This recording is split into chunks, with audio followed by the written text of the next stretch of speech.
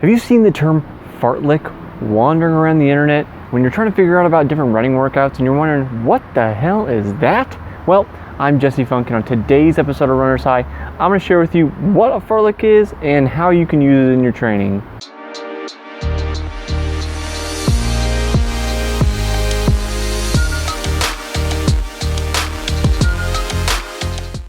Fartlek is actually a Swedish term which translates roughly to speed play. And if that's all you really need to know about what a fartlek is, just, hit that subscribe button there in the bottom right hand corner and you're good to go.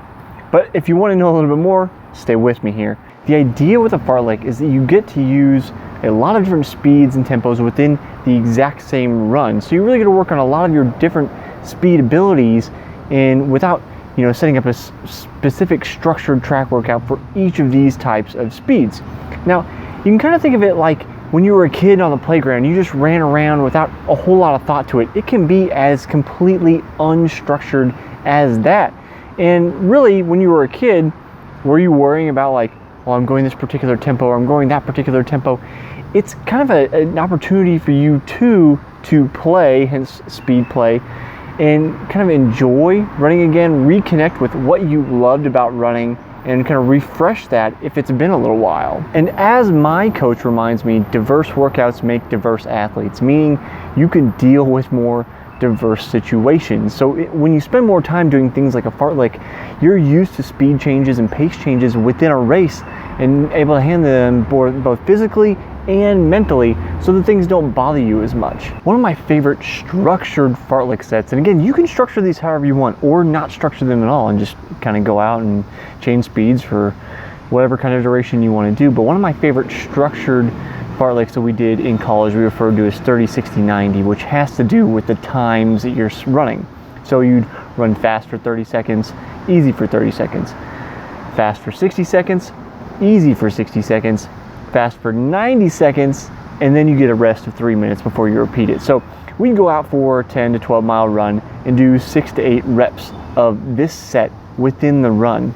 The whole idea is that you can incorporate this speed play into a longer run and make that long run both about endurance but also about those speed changes. All this workout, or at least how I thought about it, was that I wanted to run as fast as I could for each section, and that means consistently. So every 30-second section should hopefully be the same speed, and every 60-second, on and on and on. You don't want to die off within the interval or within the workout, and because you're doing that, it's also a mind game of pacing and figuring out, how fast can I go for 30 seconds and also last, 5, 6, however many sets you decide you're going to do. It's short enough that you can really put in some speed, but because of the duration of the entire run, in our case, 10 to 12 miles, you also couldn't just absolutely floor it because you're going to have to continue to run afterwards. So because of this, you have this mental aspect to the fartlek as well.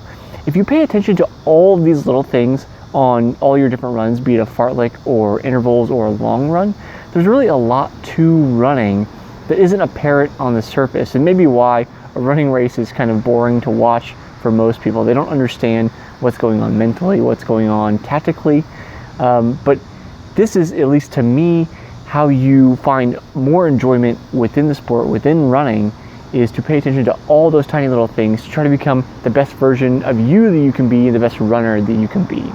So, do you have any questions about running I haven't answered yet? Leave them in the comments below. Let me know, what do you want to know about running? What haven't you seen answered anywhere else? I'll see you next time on the next episode of Runner's High.